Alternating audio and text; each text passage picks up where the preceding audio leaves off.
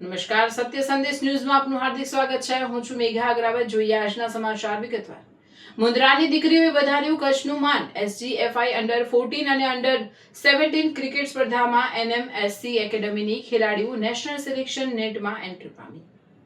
મુન્દ્રા માટે અત્યંત ગૌરવ અને આનંદના સમાચાર સામે આવ્યા છે. રમતગમત ક્ષેત્રે મુન્દ્રાની દીકરીઓએ ફરી એકવાર પોતાની શાનદાર પ્રતિભા સાબિત કરીને સમગ્ર કચ્છ જિલ્લાનું નામ રોશન કર્યું છે. શાળાઓની પ્રમુખ રમતગમત સ્પર્ધા SGFI school games federation of India અંતર્ગત યોજાયેલ જિલ્લા કક્ષાની અંડર 14 અને અંડર 17 ક્રિકેટ ટુર્નામેન્ટમાં ન્યૂ મુન્દ્રા સ્પોર્ટ્સ એકેડમીની હોનહાર દીકરીઓએ ઉત્કૃષ્ટ પ્રદર્શન કરીને આગળનું સ્થાન મેળવ્યું છે. અસાધારણ ખેલદિલી અને બહેતરીન પ્રદર્શનના જોરે આ દીકરીઓની પસંદગી કચ્છ વતી ગુજરાતની નેશનલ ક્રિકેટ ટીમ માટે યોજાનાર સિલેક્શન નેટ માટે કરવામાં આવે છે. મુન્દ્રાની આ બે ઉભરતી મહિલા ક્રિકેટરો હવે રાષ્ટ્રીય સ્તરે ગુજરાતનું પ્રતિનિધિત્વ કરવા માટે દાવેદારી નોંધાવશે. પસંદગી પામેલ ખેલાડીઓ ક્રિયાબેન પટેલ, દિયાબેન ટાંક. આ સિદ્ધિ બદલ મુન્દ્રા નગરપાલિકાના પ્રમુખ ભુજરાજભાઈ ગઢવી, ચેરમેન ધંભા ઝાલા, આરડી ટ્રસ્ટના પ્રમુખ ડાયાલાલ લાહિર તેમજ તેમની સમગ્ર ટીમે રૂબરૂ મુલાકાત લઈને દીકરીઓને પુષ્પગુચ્છ અને પ્રોત્સાહક શબ્દોથી બિરદાવી હતી. તેમણે આશા વ્યક્ત કરી હતી કે ક્રિયાબેન અને દિયાબેન નેશનલ સિલેક્શનમાં પણ શ્રેષ્ઠ દેખાવ કરીને ગુજરાતની ટીમમાં સ્થાન મેળવશે અને મુન્દ્રાનું નામ સમગ્ર દેશમાં રોશન કરશે. ન્યૂ મુન્દ્રા સ્પોર્ટ્સ એકેડમીના કોચ અને સંચાલકોએ પણ આ દીકરીઓની સખત મહેનત અને સમર્પણને બિરદાવીને તેમને આગામી નેશનલ સિલેક્શન નેટ્સ માટે હાર્દિક શુભેચ્છાઓ પાઠવી છે. સ્થાનિક સ્તરે રમતગમતના ઉત્સાહીઓમાં પણ આ સમાચારથી ભારે આનંદનો માહોલ છવાયો છે. હરિભાઈ બારોટ સાથે સિરોજભાઈ મલિક, યાસરભાઈ, સત્ય સંદેશ ન્યૂઝ, મુન્દ્રા. આ બંને દીકરીઓ છે જે સિલેક્શન થયું છે. અત્યારે આપ જોવો છો કે દીકરાઓ પણ ક્રિકેટ રમતા હોય છે, પણ દીકરાઓમાં ક્યાંક ને ક્યાંક ક્રિકેટ ઘર પૂરતું રહી જશે ને મૂકી દેતા. પણ આ દીકરીઓ જે મહેનત કરી, અને હું તો ખરેખર સેલ્યુટ કરું છું અમને કિશોરભાઈને અને એમના સરને કે એમને મહેનત કરી. બેટા, કેટલો આનંદ થાય છે જ્યારે કે સિલેક્શનમાં આપણું નામ આવ્યું હોય ને બહાર. કેટલી મહેનત છે બંનેની? સરની ને કિશોર સરની બહુ સારી મહેનત છે ને બહુ ખુશ થાઉં છું. એને SGFI માં સિલેક્શન થઈ ગયું છે એ મારા માટે એક ગર્વની વાત છે. કેટલો સંઘર્ષ છે અત્યાર સુધી? પ્રેક્ટિસ તો કરવી પડે. તમે અગર ઊંચા લેવલમાં રમવું હોય તો સારી પ્રેક્ટિસ કરવી પડે, સંઘર્ષ પણ કરવો પડે. બારે જવાનું છે સર સાથે, ડર લાગે છે કે બારે આપણાથી પણ સારા પ્લેયરો હશે? આગળ વધશું એટલે સારા પ્લેયર આવતા જ જશે, પણ આપણે એનાથી પણ સારું કરવાનું છે. જૈન સાથીઓ, આજે આપ જોઈ રહ્યા છો કે દિવસે દિવસે ક્રિકેટનો વ્યાપ વધી રહ્યો છે.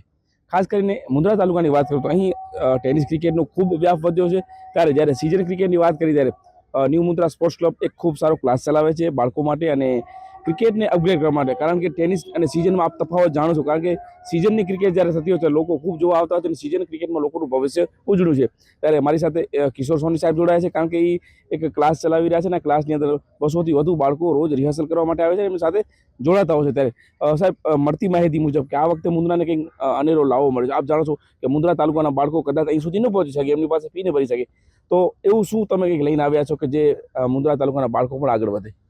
હા, એના માટે હું KCAના પ્રમુખ શ્રી રાજેન્દ્રસિંહ જાડેજાનો ખૂબ ખૂબ દિલથી આભાર માનીશ. કેમ કે અમને કીધું કે હવે તમે તમારા તાલુકાની અંદરથી 2 ટીમો ઉતારો, એક તમારી ક્લબની ટીમ ઉતારો અને બીજી તાલુકાની કોઈ પણ ખેલાડીઓ જે સારા રમતા હોય, અને મારા કહેવા પ્રમાણે કે કોઈ પણ ખેલાડી તાલુકાનો બિના પૈસા, કોઈ કીટ ન હોય, કોઈ જરૂર નથી, સારો પરફોર્મન્સ આપી અને આગળ વધવાની સુનેરી તક રાજેન્દ્રસિંહ જાડેજા આપશે અને કોઈ ખેલાડી વંચિત નહીં રહી જાય એવું. અને આવવા જવાનુંથી કરી ત્યાં જમવાનો ખર્ચો પણ અમે બધું ભોગવશું. શું ઉંમર મર્યાદા છે? અંડર 14 અત્યારે સિલેક્શન છે, એની ટુર્નામેન્ટ રમાડી રહ્યા છે. KCA ટીમ 14ની ટુર્નામેન્ટ રમાડી છે અને KCAનો હવે એક નિયમ આવી ગયો છે કે જે પણ પરફોર્મન્સ સારું આપે એને સિલેક્ટ કરવામાં આવશે.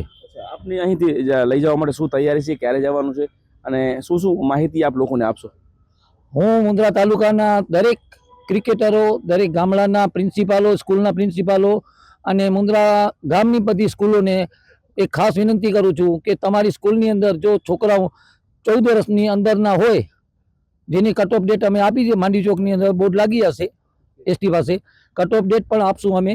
એ અંડર 14ના છોકરાઓ જે કોચિંગ ન લેતા હોય પણ સારા રમતા હોય એવા છોકરાઓને અચૂક અમારી પાસે મોકલો. અમે એને કીટ પણ આપશું, એને અમે શીખવાડશું.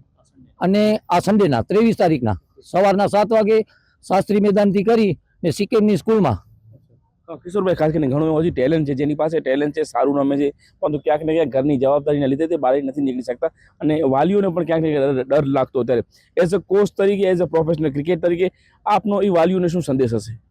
મારો એ વાલીઓને નમ્ર વિનંતી છે કે તમારો છોકરો જો ક્રિકેટનો ભવિષ્ય બની શકતું હોય તો આપ ખાલી મોકલાવો ત્યાં અમારી પાસે, બાકી અમે એમને જોઈ લેશું. કેમ કે રાજેન્દ્રસિંહ જાડેજા અમને કેસીએના પ્રમુખશ્રીએ અમને કીધું છે કે કોઈ પણ છોકરો તાલુકાની અંદર સારો હોય એને તમે આગળ વધારો. બાકી અમે કેસીએ બેઠા જ છીએ કે એને રાજકોટ ડિસ્ટ્રિક્ટ સુધી અને કચ્છની રણજી સુધી કેમ લઈ જાવું એ રાજેન્દ્રસિંહ જાડેજા પોતે પોતા ઉપર લઈ લીધું છે. ખૂબ સારી વાત કરી મિત્રો કે અંડર-14, કારણ કે મુંદ્રાની અંદર ક્રિકેટ વ્યાપ વધી રહ્યો છે.